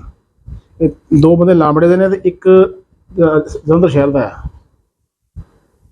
ਇਹਨੂੰ ਦੌਰਾਨ ਚੈਕਿੰਗ ਨਾਕਾਬੰਦੀ ਕਾਬੂ ਕਰਕੇ ਇਹਨੂੰ ਤੋਂ 4500 ਗੋਲੀਆਂ ਟਰਾਮਾਡੋਲ ਦੀ ਬਰਾਮਦ ਕੀਤੀਆਂ ਗਈਆਂ ਤੇ ਪਰਚਾ ਕੀਤਾ ਗਿਆ ਤੇ ਗਾਂ ਤਫਤੀਸ਼ ਜਾਰੀ ਹੈ। ਇਹ ਕਿੱਥੇ ਲੈ ਕੇ ਜਾ ਰਹੇ ਸੀ? ਇਹ ਇੱਥੇ ਸਪਲਾਈ ਕਰਦੇ ਨੇ, ਹੁਣ ਇਹ ਚੈੱਕ ਕਰਦੇ ਨੇ ਕਿੱਥੇ ਸਪਲਾਈ ਕਰਦੇ ਆ। ਜਿੱਥੋਂ ਸਪਲਾਈ ਕਰਦੇ ਉਹ ਵੀ ਫੜਾਂਗੇ, ਕਿੱਥੋਂ ਲੈ ਕੇ ਆਉਂਦੇ ਉਹ ਵੀ ਚੈੱਕ ਕਰਦੇ ਨੇ। ਇੱਕ ਦੂਸਰਾ ਹੈਗਾ ਸਨੈਚਰ ਫੜੇ ਸੀ, 3 ਮੁੰਡੇ ਸਨੈਚਰ ਫੜੇ ਜਿਹੜੇ 2 ਨਾਲ ਚੋਰੀ ਦੇ ਮੋਟਰਸਾਈਕਲ ਆ ਤੇ 4 ਫੋਨ ਆ। ਇਹ ਮੋਟਰਸਾਈਕਲ ਤੇ 3 ਜਣੇ ਚੜ੍ਹ ਕੇ ਘੁੰਮਦੇ ਨੇ, ਜਿੱਥੇ ਵੇਖਦੇ ਕੋਈ ਇਕੱਲਾ ਬੰਦਾ ਜਾ ਰਿਹਾ, ਲੇਡੀ ਜਾ ਰਹੀ ਹੈ, ਸਨੈਚ ਕਰਦੇ ਆ। ਇਹਨਾਂ ਕੋਲ ਜਿਹੜੇ ਮੋਟਰਸਾਈਕਲ ਮਿਲੇ ਆ 2 ਬਰਾਮਦ ਹੋਏ ਆ, ਇਹ ਵੀ ਜਾਲੀ ਨੰਬਰ ਆ। ਇਹ ਵੈਰੀਫਾਈ ਕਰਦੇ ਪਏ ਆ ਵੀ ਮੋਟਰਸਾਈਕਲ ਕਿੱਥੋਂ ਚੋਰੀ ਹੋਏ ਆ। ਜਿਹੜੇ 4 ਮੋਬਾਈਲ ਫੜੇ ਉਹ ਵੀ ਚੋਰੀ ਦੇ? ਉਹ ਚੈੱਕ ਕਰਦੇ ਆ, ਉਹਦੀ ਸਾਰੀ ਲੈ ਕੇ ਆਈਐਮਈ ਨੰਬਰ ਸਰਚ ਕਰਕੇ ਚੈੱਕ ਕਰਦੇ ਆ ਨੰਬਰ ਫੋਨ ਕਿਹਨਾਂ ਦੇ ਨੇ ਉਹ ਚੈੱਕ ਕਰਦੇ। ਬੀਬੀ ਕੌਲਾਂ ਜੀ ਚੈਰੀਟੇਬਲ ਹਸਪਤਾਲ ਦੇ ਚੇਅਰਮੈਨ ਭਾਈ ਸਾਹਿਬ ਭਾਈ ਗੁਰਕਵਾਲ ਸਿੰਘ ਜੀ, ਮੈਨੇਜਿੰਗ ਡਾਇਰੈਕਟਰ ਭਾਈ ਹਰਵਿੰਦਰਪਾਲ ਸਿੰਘ ਲਿਟਲ ਵੀਰ ਜੀ ਦੀ ਦੇਖਰੇਖ ਵਿੱਚ ਸ੍ਰੀ ਗੁਰੂ ਗ੍ਰੰਥ ਸਾਹਿਬ ਜੀ ਦੇ ਪਹਿਲੇ ਪ੍ਰਕਾਸ਼ ਆਗਮਨ ਦੇ ਮੌਕੇ ਉੱਤੇ ਕਥਾ ਕੀਰਤਨ ਸੁਖਦਾਈ ਸਮਾਗਮ ਦਾ ਆਯੋਜਨ ਕੀਤਾ ਗਿਆ, ਜਿਸ ਵਿੱਚ ਭਾਈ ਸਾਹਿਬ ਹਰਵਿੰਦਰਪਾਲ ਸਿੰਘ ਲਿਟਲ ਵੀਰ ਜੀ, ਭਾਈ ਸੁਖਵਿੰਦਰ ਸਿੰਘ ਗੋਗਾ ਵੀਰ ਜੀ ਨੇ ਕੀਰਤਨ ਰਾਹੀਂ ਸੰਗਤਾਂ ਨੂੰ ਨਿਹਾਲ ਕੀਤਾ। ਇਸ ਮੌਕੇ ਭਾਈ ਸਾਹਿਬ ਭਾਈ ਹਰਵਿੰਦਰਪਾਲ ਸਿੰਘ ਲਿਟਲ ਵੀਰ ਜੀ ਨੇ ਸੰਗਤਾਂ ਨੂੰ ਸ੍ਰੀ ਗੁਰੂ ਗ੍ਰੰਥ ਸਾਹਿਬ ਜੀ ਦੇ ਪ੍ਰਕਾਸ਼ ਆਗਮਨ ਦੀ ਵਧਾਈ ਦਿੱਤੀ। ਧੰਨ ਧੰਨ ਸ੍ਰੀ ਗੁਰੂ ਗੋਬਿੰਦ ਸਿੰਘ ਜੀ ਮਹਾਰਾਜ ਜੀ ਨੂੰ ਸਿੱਖਾਂ ਨੇ ਪੁੱਛਿਆ ਸੀ, ਮਹਾਰਾਜ ਜਦੋਂ ਸਤਿਗੁਰਾਂ ਨੇ ਇਸ਼ਾਰਾ ਦਿੱਤਾ ਸੀ ਸਰੀਰ ਕਰਕੇ ਚਾਲੇ ਪਾ ਦੇਣੇ ਆ, ਮਹਾਰਾਜ ਜੀ ਨੂੰ ਫਿਰ ਸਿੱਖਾਂ ਨੇ ਪੁੱਛਿਆ, ਮਹਾਰਾਜ ਸਾਡੀ ਬਾਂਹ ਕਿਹਦੇ ਅੱਗੇ ਫੜਾ ਕੇ ਜਾਓਗੇ? ਅਸੀਂ ਕੋਈ ਦਿਲ ਦੀ ਦੁੱਖ ਸੁੱਖ ਸਾਂਝਾ ਕਰਨਾ ਹੈ ਜਾਂ ਆਪਣੇ ਦੁੱਖ ਸੁੱਖ ਤੁਹਾਨੂੰ ਦੱਸਦੇ ਸਾਂ, ਜੇ ਤੁਸੀਂ ਸਰੀਰ ਕਰਕੇ ਚਾਲੇ ਪਾ ਦਿੰਦੇ ਆ, ਅਸੀਂ ਆਪਣੇ ਦੁੱਖ ਸੁੱਖ ਕਿਹਦੇ ਨਾਲ ਫਰੋਲਾਂਗੇ? ਤੇ ਸਤਿਗੁਰੂ ਜੀ ਨੇ ਉਸ ਵੇਲੇ ਇਹ ਬਚਨ ਕਹੇ, ਆਗਿਆ ਭਈ ਅਕਾਲ ਕੀ ਤਬੇ ਚਲਾਇਓ ਪੰਥ, ਸਭ ਸਿੱਖਣ ਕੋ ਹੁਕਮ ਹੈ ਗੁਰੂ ਮਾਣਿਓ ਗ੍ਰੰਥ। ਕਿ ਸਿੱਖੋ ਅੱਜ ਤੋਂ ਸਿੱਖਾਂ ਦੇ ਗੁਰੂ ਸ੍ਰੀ ਗੁਰੂ ਗ੍ਰੰਥ ਸਾਹਿਬ ਜੀ ਹੋਣਗੇ, ਕੋਈ ਦੁੱਖੇ ਕੋਈ ਸੁੱਖੇ ਤੁਸੀਂ ਗੁਰੂ ਗ੍ਰੰਥ ਸਾਹਿਬ ਜੀ ਨੂੰ ਬੇਨਤੀ ਕਰਨੀ। ਬਾਬਾ ਨਾਨਕ ਸਿੰਘ ਜੀ ਵੀ ਬਚਨ ਕਰਦੇ ਸਨ, ਜਿਹਦੀ ਗੁਰੂ ਗ੍ਰੰਥ ਸਾਹਿਬ ਜੀ ਤੋਂ ਪੂਰੀ ਨਹੀਂ ਪਈ ਉਹ ਕਿਤੇ ਚਲਾ ਜਾਏ ਉਹਦੀ ਪੂਰੀ ਪੈ ਹੀ ਨਹੀਂ ਸਕਦੀ। ਐਸੇ ਗੁਰੂ ਗ੍ਰੰਥ ਸਾਹਿਬ ਜੀ ਮਹਾਰਾਜ ਦੇ ਪਹਿਲੇ ਪ੍ਰਕਾਸ਼ ਪੁਰਬ 28 ਅਗਸਤ ਐਤਵਾਰ ਨੂੰ ਜਿਹੜਾ ਦਿਹਾੜਾ ਆ ਰਿਹਾ 2022 ਦਾ, ਸਿੱਖ ਕੌਮ ਬੜੇ ਚਾਅ ਪਿਆਰ ਸ਼ਰਧਾ ਉਲਾਰ ਨਾਲ ਮਨਾ ਰਹੀ ਏ। ਇੱਥੇ ਵੀ ਅੱਜ ਹਸਪੀਟਲ ਵਿਖੇ ਬੀਬੀ ਕੋਲਾਂ ਜੀ ਚੈਰੀਟੇਬਲ ਹਸਪਤਾਲ ਵਿਖੇ ਸਾਡੇ ਮਹਾਂਪੁਰਖ ਸਰਪ੍ਰਸਤ ਭਾਈ ਸਾਹਿਬ ਭਾਈ ਗੁਰੂ ਇਕਬਾਲ ਸਿੰਘ ਜੀ, ਉਹਨਾਂ ਦੀ ਅਗਵਾਈ ਹੇਠ 5 ਸਾਹਿਬ ਪਾਠਾਂ ਦੇ ਭੋਗ ਪਾਏ ਗਏ। ਇਸ ਵੇਲੇ ਕੀਰਤਨ ਦਰਬਾਰ ਦੀ ਵਰਖਾ ਹੋ ਰਹੀ ਏ ਤੇ ਸੰਗਤ ਜੀ ਐਤਵਾਰ ਨੂੰ ਜਿਹੜੇ ਨਗਰ ਕੀਰਤਨ ਸ਼੍ਰੋਮਣੀ ਗੁਰਦੁਆਰਾ ਪ੍ਰਬੰਧਕ ਕਮੇਟੀ ਵੱਲੋਂ, ਸ੍ਰੀ ਦਰਬਾਰ ਸਾਹਿਬ ਵੱਲੋਂ, ਸ਼ਬਦ ਕੀਰਤਨ ਨਾਮ ਸਿਮਰਨ ਸਤਸੰਗ ਸਭਾ ਵੱਲੋਂ ਤੇ ਸਾਰੀ ਅੰਮ੍ਰਿਤਸਰ ਦੀ ਸੰਗਤ ਦੇ ਸਹਿਯੋਗ ਦੇ ਨਾਲ ਗੁਰਦੁਆਰਾ ਸ੍ਰੀ ਰਾਮਸਰ ਤੋਂ ਲੈ ਕੇ ਸੱਚਖੰਡ ਸ੍ਰੀ ਹਰਿਮੰਦਰ ਸਾਹਿਬ ਤੱਕ ਚਾਲੇ ਪਾਉਣੇ ਹੈ। ਅਸੀਂ ਬੇਨਤੀ ਕਰਾਂਗੇ, ਅਸੀਂ ਆਪ ਹੀ ਉਸ ਨਗਰ ਕੀਰਤਨ ਦੀ ਧੂੜੀ ਲੈਣ ਵਾਸਤੇ ਨਿੱਘਾ ਸਵਾਗਤ ਕੀਤਾ ਜਾਏਗਾ ਭਲਾਈ ਕੇਂਦਰ ਵੱਲੋਂ, ਹਸਪੀਟਲ ਵੱਲੋਂ, ਤੇ ਬੇਨਤੀ ਕਰਾਂਗੇ ਸਾਰੀਆਂ ਸੰਗਤਾਂ ਨਗਰ ਕੀਰਤਨ 'ਚ ਸ਼ਮੂਲੀਅਤ ਕਰਨ। ਪੰਜਾਬੀ ਖਬਰਾਂ ਦੇ ਇਸ ਬੁਲੇਟਿਨ ਵਿੱਚ ਫਿਲਹਾਲ ਨਹੀਂ ਜਾਂਦੇ ਨਜ਼ਰ ਮਾਰਦੇ ਹਾਂ ਮੌਸਮ ਦੇ ਹਾਲ ਉੱਤੇ। ਤੁਸੀਂ ਬਣੇ ਰਹੋ ਚੜ੍ਹਦੀ ਕਲਾ ਟਾਈਮ ਟੀਵੀ ਦੇ ਨਾਲ। ਧੰਨਵਾਦ।